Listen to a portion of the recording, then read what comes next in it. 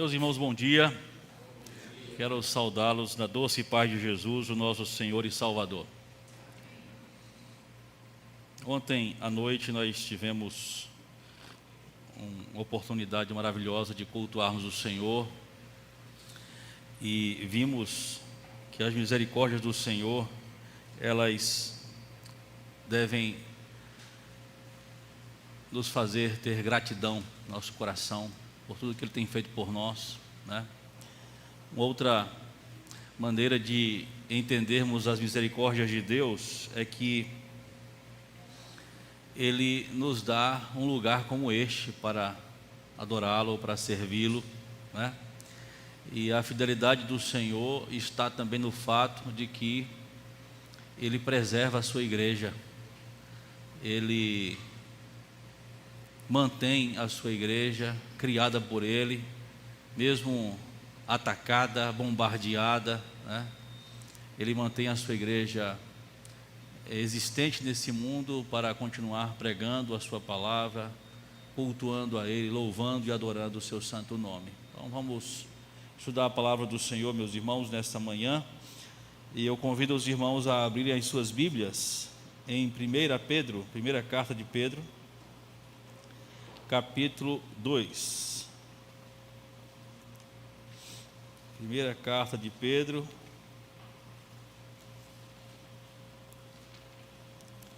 capítulo 2.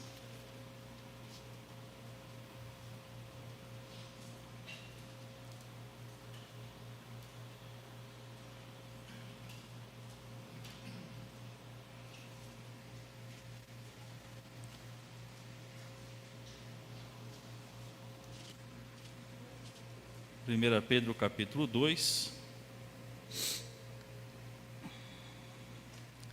Leremos do verso 1 ao verso 10.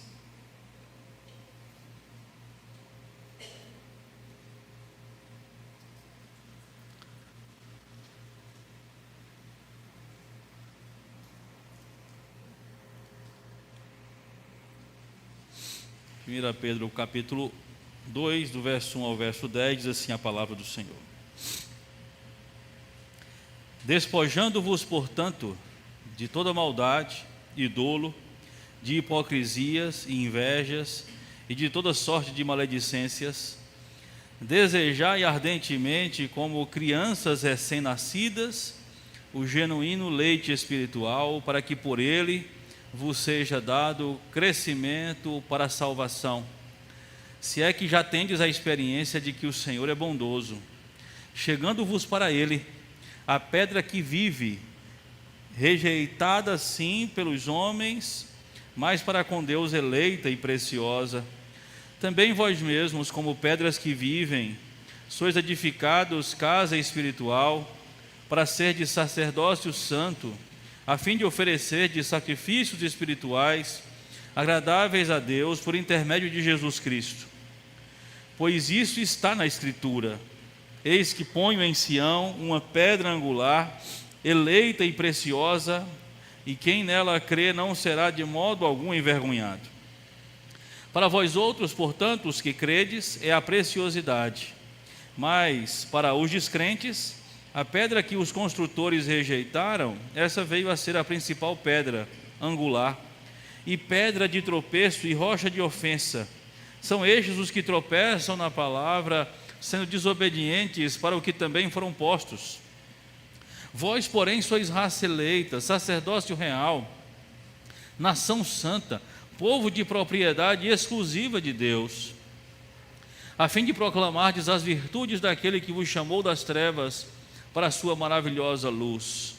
Vós sim que antes não erais povo, mas agora sois povo de Deus, que não tinhais alcançado misericórdia, mas agora alcançastes misericórdia. Amém. Graças a Deus por sua palavra. Vamos orar mais uma vez, meus irmãos. Santo e eterno Deus, nós pedimos a tua direção para o estudo da tua palavra nessa manhã. Muito obrigado, ó Deus, porque o Senhor tem sido misericordioso para conosco e tem nos dado, ó Deus, a oportunidade de continuarmos servindo o Senhor como igreja e na tua igreja. Louvado seja o teu nome, ó Deus, porque os fundamentos do Senhor jamais serão destruídos, e nós desfrutamos da tua graça, desfrutamos da tua fidelidade, desfrutamos, ó Deus, da tua bondade na igreja, como teus servos, juntos, em comunhão, uns com os outros e com o Senhor. Pedimos, ó Deus, para que o Senhor nos ensine a te amar e a amar a igreja que o Senhor criou, que o Senhor fundou, para vivermos em comunhão com o Senhor. Nos ensina, ó Deus, a tua palavra nesta manhã. Esteja conosco, nos orientando, nos ajudando, dando-nos entendimento da tua palavra. Abra o nosso coração, Senhor, para que entendamos e recebamos a tua palavra com gratidão e alegria em nosso coração. Em nome de Jesus. Amém. Amém. Meus irmãos, falando especificamente para os homens, eu sei que nós, homens, gostamos de cultivar boas amizades, e quando nós temos boas amizades, nós compartilhamos esta amizade com a nossa família. Mas imagine você tendo um grande amigo de muitos anos, e de repente esse amigo, ele chega para você e diz assim: olha, fulano, eu gosto muito de você, sou um grande amigo seu de longas datas, mas eu preciso confessar para você que eu odeio sua esposa, eu não gosto da sua esposa. Como você reagiria a isso? Como você veria o seu amigo depois desta declaração? E eu começo, meus irmãos, este estudo fazendo esta rápida ilustração para dizer que nós temos visto muitas pessoas dizerem que são amigos de Jesus, que amam a Jesus, que são servos de Jesus, mas dizem não suportar a sua igreja, a sua noiva. Já tem crescido este movimento dos chamados desigrejados, que pregam, portanto, uma espiritualidade desvinculada à igreja.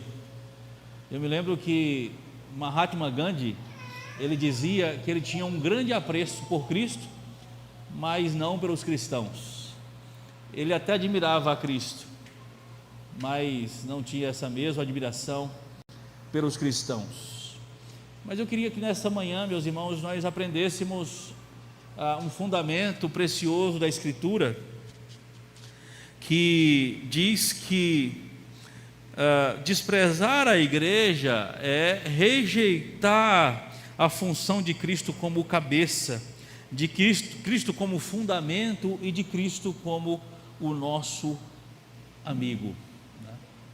Quando nós rejeitamos a igreja, nós estamos rejeitando também o próprio Cristo, né?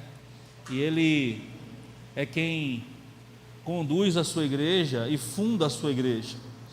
Muitas pessoas, quando elas abandonam a igreja, se desviam dos caminhos do Senhor, elas contam a mesma história, né? De que deixaram a igreja porque a igreja os decepcionou. Ajusta o microfone na posição que o senhor quer. Muito bem. Esses microfones chiques assim a gente não consegue. Vamos comprar um desses lá em Campo Formoso, viu, Paulo? Mas a história é sempre a mesma, né? Aqueles que deixam a igreja, que se desviam dos caminhos do Senhor, eles contam a mesma história assim: olha, eu não estou indo mais para a igreja, mas eu continuo servindo a Deus, eu continuo amando o Senhor, eu continuo buscando a Deus, só não estou indo para a igreja, né? Essa história é muito antiga, né? E as pessoas, elas acreditam que é possível ter uma boa relação com Deus, acreditam que é possível servir o Senhor, mas na verdade elas querem uma espiritualidade sem religião, querem um relacionamento sem regras e querem um Deus sem igreja. Eu queria que nessa manhã, meus irmãos, nós pensássemos sobre as misericórdias do Senhor que se renovam em nossas vidas, nos ensinando a amar a sua igreja. Amar a sua igreja e dedicarmos a nossa vida à igreja do Senhor.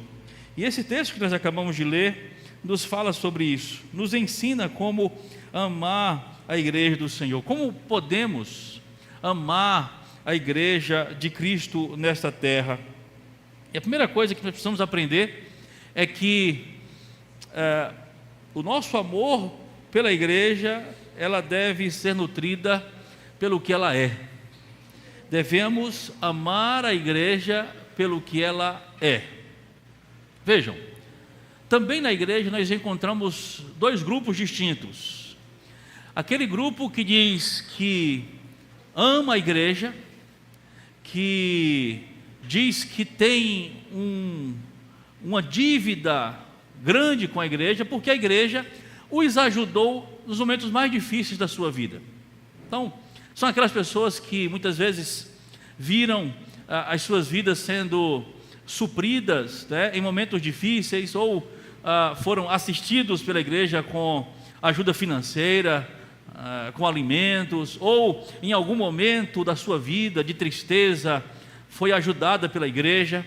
Então as pessoas dizem assim: olha, eu amo aquela igreja porque aquela igreja me ajudou demais, aquela igreja cuidou de mim quando eu mais precisava. E temos um outro grupo que diz assim: eu não suporto aquela igreja, não vou mais àquela igreja porque eu fui disciplinado ali, porque eu fui maltratado ali, porque não me deram a atenção que eu devia. E dizem não gostar da igreja por essas razões. Qual a semelhança entre esses dois grupos? Os que dizem gostar da igreja, os que dizem amar a igreja porque a igreja os ajudou em momentos difíceis, e o outro grupo que diz que não quer saber da igreja, que não ama a igreja porque só tem más recordações dessa igreja, porque a igreja fez alguma coisa que não trouxe alegria para ela. A semelhança entre esses dois grupos é que elas estão avaliando a igreja a partir do que ela fez por ela, ou contra ela. Avaliam a igreja pelo que ela faz. E se nós, meus irmãos, formos avaliar o nosso amor pela igreja pelo que ela faz por nós, certamente nós continuaremos vendo estes dois grupos existindo na igreja. Porque nós não devemos amar a igreja pelo que ela faz, mas pelo que ela é. E o que é a igreja? Eleita e preciosa aos olhos do Senhor. O verso de número 4 fala de Cristo, mas o verso 5 aplica Cristo a nós. No verso de número 4 diz assim: chegando-vos para ele, a pedra que vive, rejeitada sim pelos homens, mas para com Deus, eleita e preciosa. Agora veja o verso 5: também vós mesmos, como pedras que vivem, sois edificados casa espiritual. Este mesmo Cristo que foi escolhido para ser o cabeça da igreja, para morrer pela igreja, é o que também faz a igreja ser preciosa aos olhos do Senhor. A igreja, portanto, meus irmãos, ela não deve ser amada pelo que ela faz, mas pelo que ela é. E o que é a igreja? Ela é eleita e preciosa aos olhos de Deus, porque ela foi comprada pelo sangue de Jesus, porque através de Cristo nós então recebemos o perdão e a graça de Deus. Por favor, sem fechar nesse texto de 1 Pedro, sigam comigo Efésios capítulo de número 2. Vejam o que o Senhor fez especificamente por nós, gentios, né? Como o Senhor, Ele nos fez sua igreja. Capítulo 2 de Efésios, vejam a partir do versículo de número 11. Efésios 2, a partir do verso 11, diz assim: portanto, lembrai-vos de que outrora, vós gentios na carne, chamados incircuncisão por aqueles que se intitulam circuncisos na carne, por mãos humanas, naquele tempo, estáveis sem Cristo, separados da comunidade de Israel e estranhos às alianças da promessa, não tendo esperança e sem Deus no mundo. Assim éramos nós, antes de sermos resgatados por Cristo. Vejam o verso 13. Mas agora, em Cristo Jesus, vós que antes estáveis longe, fostes aproximados pelo sangue de Cristo, porque Ele é a nossa paz, o qual de ambos fez um, e tendo derribado a parede da separação que estava no meio, a inimizade, aboliu na sua carne a lei dos mandamentos na forma de ordenanças, para que dos dois criasse em si mesmo um novo homem, fazendo a paz, e reconciliasse ambos em um só corpo com Deus, por intermédio da cruz, destruindo por ela a inimizade, e vindo, evangelizou paz a vós outros que estavam longe, e paz também aos que estavam perto, porque por ele ambos temos acesso ao Pai em o Espírito. Assim já não sois estrangeiros e peregrinos, mas concidadãos dos santos, e sois da família de Deus, edificados sobre o fundamento dos apóstolos e profetas, sendo Ele mesmo, Cristo Jesus, a pedra angular. Somos nós, a igreja, fomos resgatados pelo precioso sangue de Cristo. Portanto, meus irmãos, a igreja é o que Deus fez ela ser, preciosa aos seus olhos. Por que muitos saem da igreja, né? Como eu disse no início, né? Muitos deixam a igreja porque em um determinado momento das suas vidas, elas olharam para a igreja e viram que ela já não serve mais aos seus interesses. Ela já não os dá o que elas querem e o que elas pedem, porque muitos estão na igreja pelo que ela pode fazer por ela e não pelo que ela é. Eu pastoreei uma senhora muito querida na região da Chapada Diamantina, e que descobriu um câncer, e ela por muitos anos se tratou desse câncer, e ela tinha que sempre ir a Salvador para cuidar da sua saúde. E um dia ela chegou para mim trêmula e disse assim: pastor, e por mim, porque eu amanhã vou para Salvador, e todas as vezes que me dizem que eu tenho que ir para Salvador, eu fico apavorada, porque eu sempre associo a cidade de Salvador à minha doença. Eu achei aquilo interessante porque a minha memória afetiva, ela traz boas recordações de Salvador, porque foi lá que eu passei as minhas férias na infância, na pré-adolescência. A família do meu pai é de Salvador, então todo final de ano, de férias, eu e meu irmão íamos para Salvador e passávamos ali todas as férias. E quando a gente está em tempo de férias, né, a gente então passeia, a gente vai para conhecer lugares, então é sempre um tempo de alegria, né, de satisfação. Vejam como as duas experiências elas são diferentes, né? Eu tenho uma memória afetiva de Salvador muito positiva, gosto muito daquela cidade, por conta da minha experiência de infância. Já esta irmã, ela associa a cidade de Salvador ao seu tratamento de saúde. Ela diz: eu não suporto aquela cidade, porque ela me faz lembrar sempre do meu problema de saúde. Ela faleceu alguns anos atrás. Talvez, meus irmãos, o que está acontecendo com muitos na igreja é justamente isso.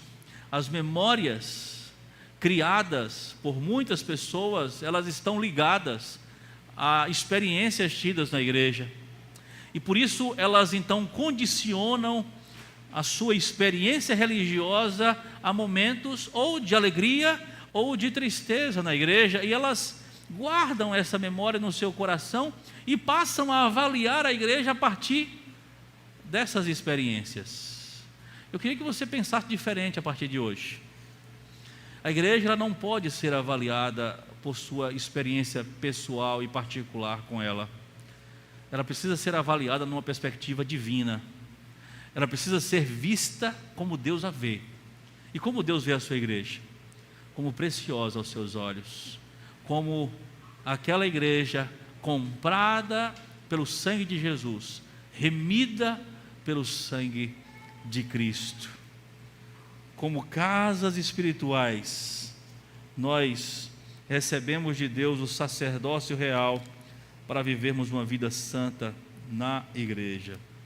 Então essa é a primeira forma de amarmos, aprendermos a amar a igreja, olhar para a igreja pelo que ela é. E ela, aos olhos do Senhor, é preciosa, eleita e preciosa. Mas em segundo lugar, meus irmãos, como podemos e devemos amar a igreja? Devemos amar a igreja porque Cristo a amou. Devemos amar a igreja pelo que ela é e devemos amar a igreja porque Cristo a amou. No verso número 5, mais uma vez, lendo o verso 5, ele diz: também vós mesmos, como pedras que vivem, sois edificados casa espiritual, para ser de sacerdócio santo, a fim de oferecer de sacrifícios espirituais agradáveis a Deus por intermédio de Jesus Cristo. Pois isso está na Escritura: eis que ponho em Sião uma pedra angular, eleita e preciosa, e quem nela crê não será de modo algum envergonhado. Para vós outros, portanto, os que credes, é a preciosidade, mas para os descrentes, a pedra que os construtores rejeitaram, essa veio a ser a principal pedra angular, pedra de tropeço e rocha de ofensa. São estes os que tropeçam na palavra, sendo desobedientes para o que também foram postos. Vejam, meus irmãos, a Bíblia, ela fala de uma boa relação de Deus com a sua igreja, desde o Antigo Testamento. Inclusive a Bíblia diz que Deus, ele tem ciúme por sua igreja, por seu povo, né? Ele tem zelo pelo seu povo. E se Deus tem zelo pelo seu povo, ciúme pelo seu povo, nós também devemos ter esse mesmo zelo por sua igreja. A igreja pertence a Cristo. Ele disse em Mateus capítulo 16, verso 18, que a igreja é dele. Ele diz assim: eu edificarei a minha igreja, e as portas do inferno não prevalecerão contra ela. Quanto vale a igreja do Senhor? Preste atenção nisso. A igreja de Cristo, ela vale o que foi pago por ela.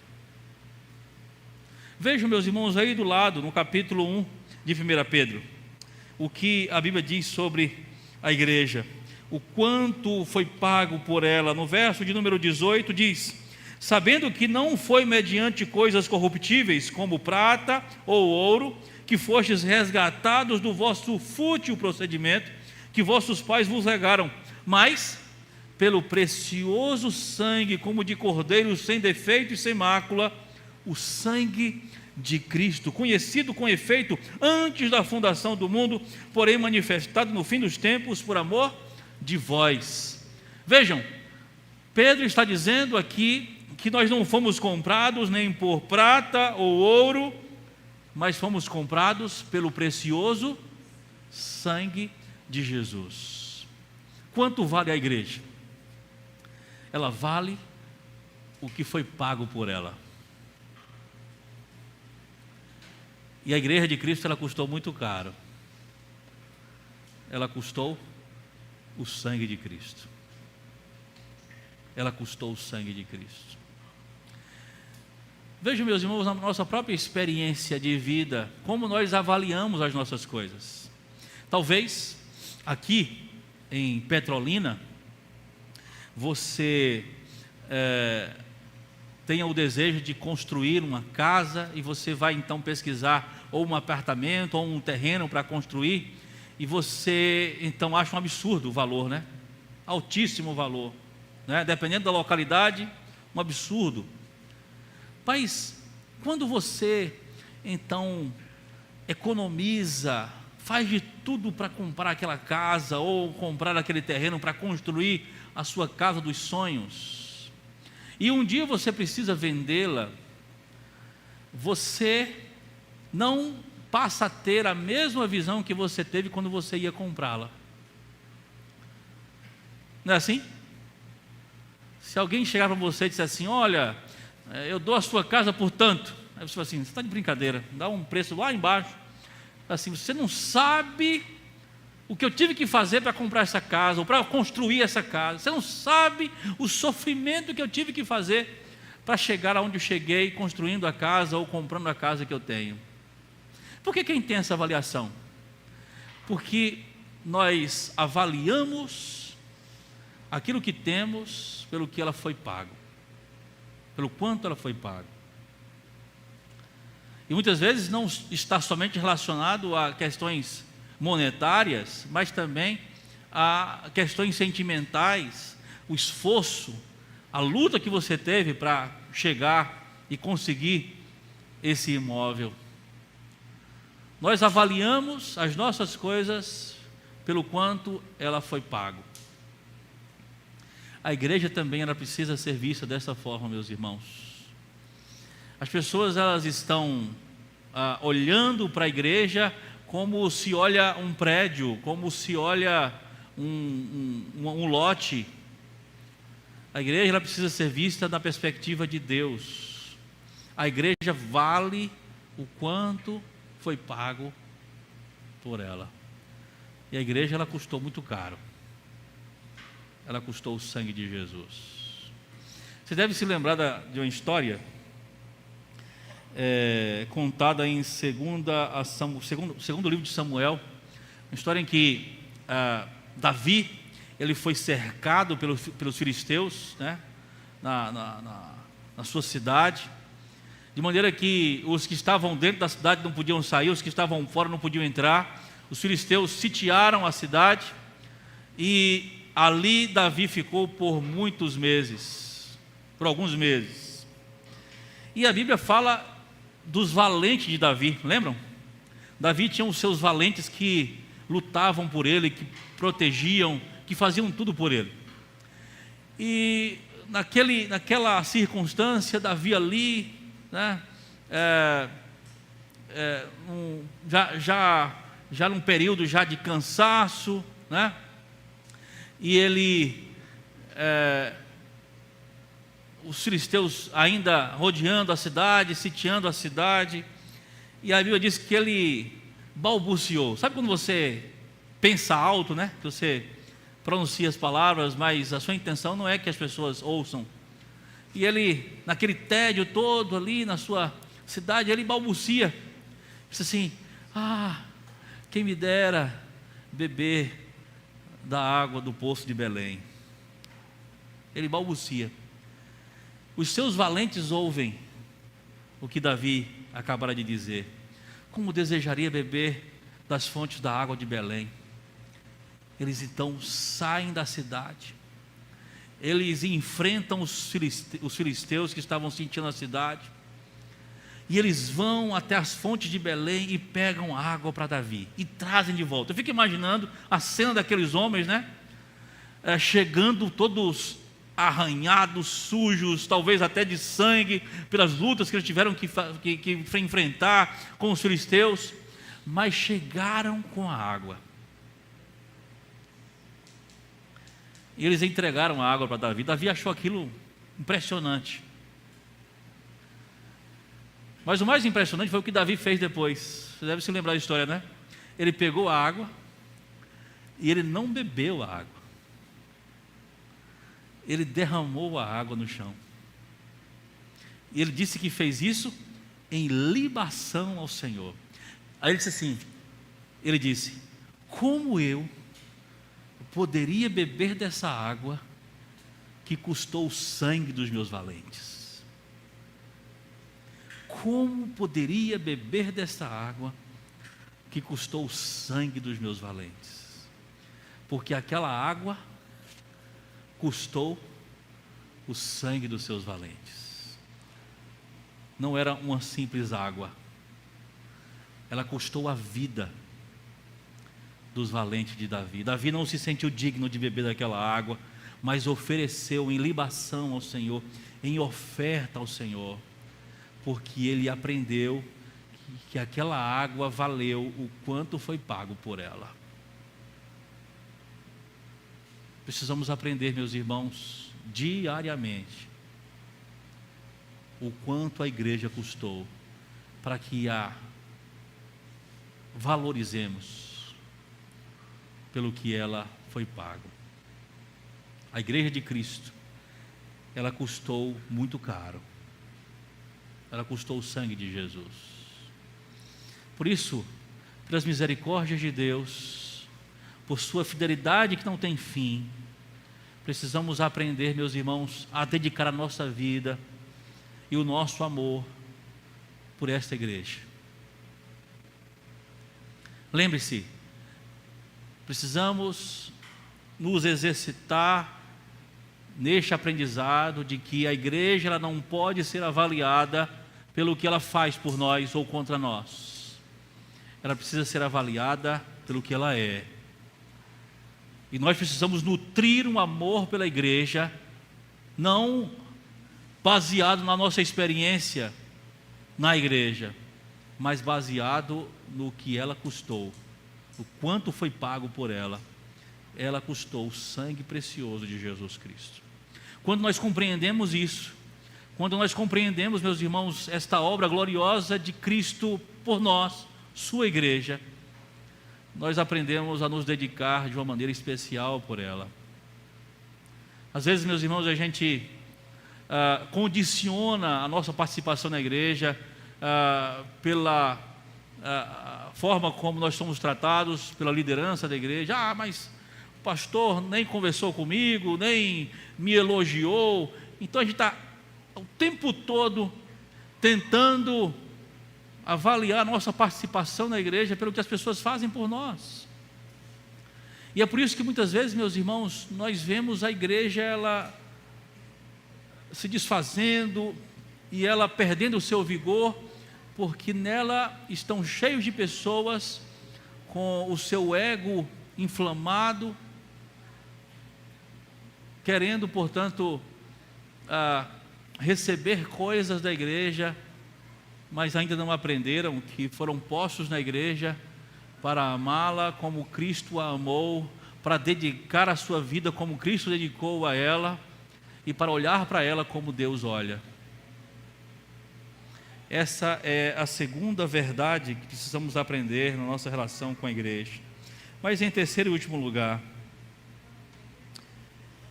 nós precisamos também, meus irmãos, entender a igreja.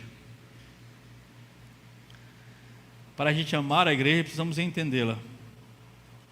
O verso de número 8 fala daqueles que rejeitaram a igreja e rejeitaram a Cristo. Diz o verso 8: e pedra de tropeço e rocha de ofensa são estes os que são estes os que tropeçam na palavra, sendo desobedientes para o que também foram postos. E no verso 9 ele diz: vós, porém, sois raça eleita, sacerdócio real, nação santa, povo de propriedade exclusiva de Deus, a fim de proclamardes as virtudes daquele que vos chamou das trevas para a sua maravilhosa luz. Vós sim, que antes não erais povo, mas agora sois povo de Deus, que não tinhais alcançado misericórdia, mas agora alcançastes misericórdia. A igreja, meus irmãos, ela é preciosa aos olhos do Senhor, e na igreja o Senhor faz do seu povo uma igreja eleita, uma igreja que cultiva o sacerdócio real, que é um povo santo e de propriedade exclusiva de Deus. Os reformadores, eles deram uma definição que eu acredito ser assertiva sobre a igreja. Eles chamaram a igreja de comunhão dos santos. Que expressão maravilhosa, né? Comunhão dos santos. E a igreja, justamente, ela vive para viver nesta comunhão, viver em comum. Santos, lavados e remidos pelo sangue de Cristo, formam a comunhão dos santos. Eles a definiram dessa forma para mostrar também que não há diferença entre crente e crente, né?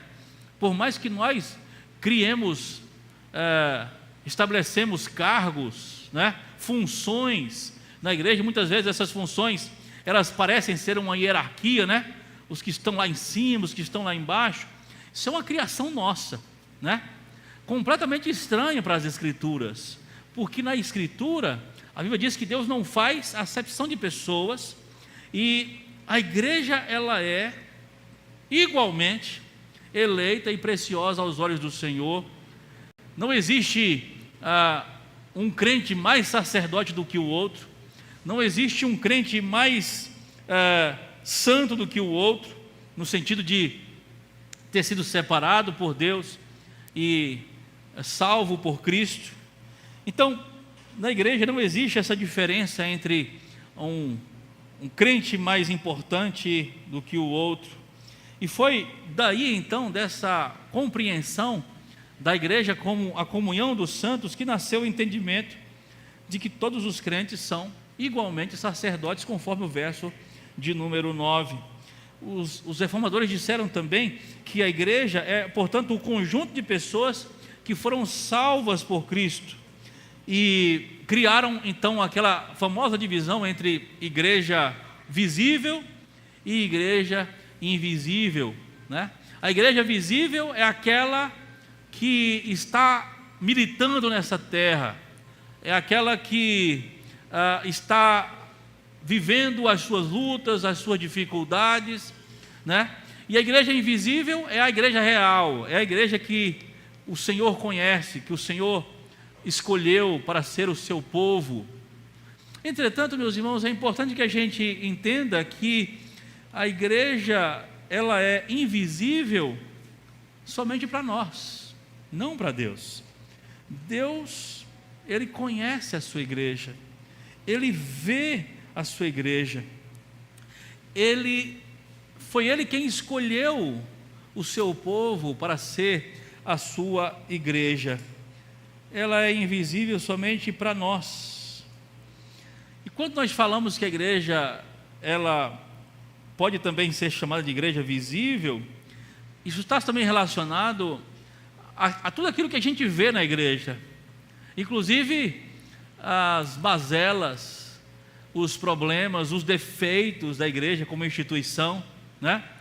E realmente, quando a gente enxerga essa igreja visível como ela é na sua realidade, nós ficamos chocados muitas vezes, né? Quem aqui nunca disse assim: isso acontecendo na igreja, não é possível, é uma vergonha, não é assim? Porque ela é visível mesmo. Na igreja a gente vê coisas boas, a gente vê coisas ruins, a gente vê escândalos, como a gente vê também coisas preciosas acontecendo. E quando a gente vê os escândalos, a gente fica de boca aberta, né? Olha, como é que é possível isso acontecer na igreja? Porque ela é visível, ela está diante dos nossos olhos. Sabe quando você vê uma família que você idealiza como uma família perfeita?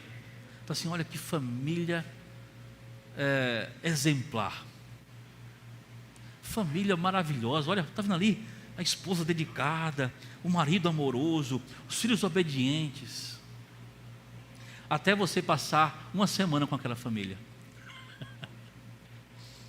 Aí você vai descobrir que aquela família parece ser perfeita aos seus olhos, ela também tem muitos defeitos.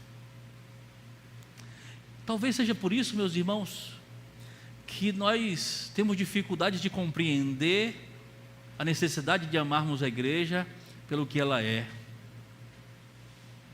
Temos dificuldade de amar a igreja como Cristo a amou, porque a gente vê coisas muito feias na igreja muitas vezes. A gente vê irmãos brigando com irmãos, a gente vê tragédias na liderança da igreja, tantas coisas, não é? E se a gente não compreender isso, acontece de muitas pessoas abandonarem a igreja por isso. Não vou mais à igreja porque está acontecendo isso, porque eu vi tal coisa acontecer. Entretanto, meus irmãos, o Senhor permite que ela seja visível da forma como ela é, justamente para nos ensinar a amá-la da forma como ela é. Porque Cristo amou a sua igreja antes mesmo dela se tornar a sua igreja. Mesmo com todas as imperfeições, nós não podemos desprezar a igreja visível, porque também é na igreja visível que está a igreja invisível. Invisível para nós, mas visível para o Senhor. Quando nós olhamos para a nossa igreja, o que nós vemos são pessoas imperfeitas, e às vezes nós somos tendenciosos em escolher aquelas pessoas que a gente deve amar e aquelas que a gente deve excluir das nossas vidas. Um grande erro, porque se a igreja ela é invisível para nós, a igreja de Cristo, ela é invisível para nós, significa que nós não sabemos quem é o joio e quem é o trigo. Então você pode estar escolhendo amar o joio e desprezar o trigo. Você pode estar escolhendo amar aquele que é de Cristo e que não é de Cristo, e muitas vezes desprezar aquele que é de Cristo. Por isso a Bíblia nos ensina a amar a todos, né? O nosso próximo, inclusive amar os nossos inimigos, porque nós também fomos por algum tempo inimigos de Deus, e mesmo assim Ele nos amou, e Ele nos resgatou das trevas para a sua maravilhosa luz. Então, meus queridos irmãos, aprendamos também a amar a igreja, entendendo o que ela é. Ela tem as suas mazelas, ela tem os seus problemas, ela tem as suas dificuldades, mas mesmo assim, ela continua sendo a igreja de Cristo. Amemos a igreja do Senhor. Dediquemos a nossa vida à igreja do Senhor, porque fazendo isso, estamos dedicando a nossa vida ao próprio Cristo. Eu queria encerrar, meus irmãos, esse breve estudo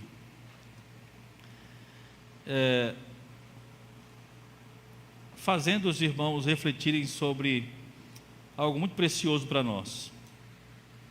Eu estou vendo aqui muitos jovens, né?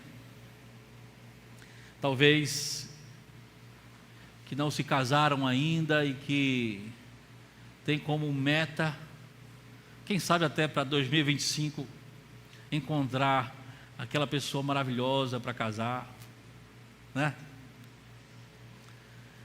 E geralmente quando um jovem está pensando no casamento, ela não idealiza uma pessoa feia, uma pessoa que se veste mal, pessoa suja, maltratada, não é assim?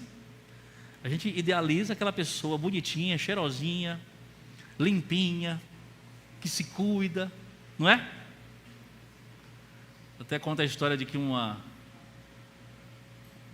pessoa, um jovem estava orando, disse assim, acho que você já conhece essa história, muito antiga, né? Aí ele orando e com muito fervor, disse assim, Senhor, eu estou sozinho nessa igreja, mas eu quero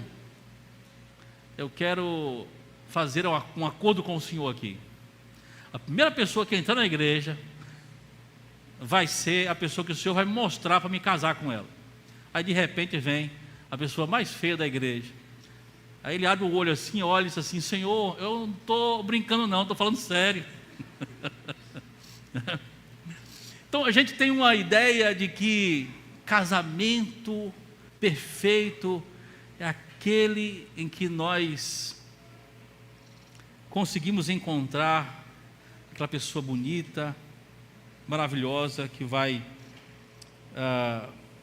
suprir e vai nos fazer então felizes.